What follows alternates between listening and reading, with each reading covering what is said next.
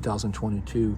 And earlier in another video, Byron was picking up the spindle and showing me and simulating in the spring back here, the bushing on it is just bouncing all over the place, right? So when that's you know, jarring around, what people don't realize is they say, hey, you know, it's just a bushing, it's just a spring. Okay, well, that's good, but can takes the potential of tearing the bolt, and then these bolts are all splined. So on the back side of this wet bolt back here, right, which you can see nobody's been greasing this one compared to the other side that we did, that spline goes through the hole, and if the bolt starts getting worn, because now it has vibration, it will oblong the hole that this goes through.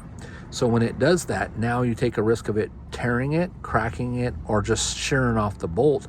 And then when you would come in and say, you know, hey, you're here for your maintenance, we take out the springs, whether we're replacing springs, whether we're replacing bushings, if the springs are still good, and we see a worn hole, well, now we have to cut this hanger completely off.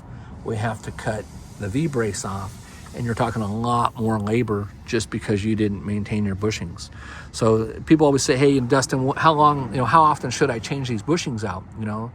And so not to nag on you, or if your wives are watching this, not to have them nag on you either, but there's no real time frame.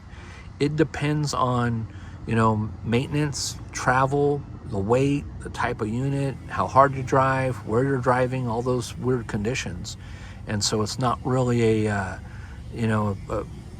hey, do it every, 12 months, 12,000 miles, or do it every 2 years, or do it every 3 years, or do it every 5 years. It just is one of those things that's like tires.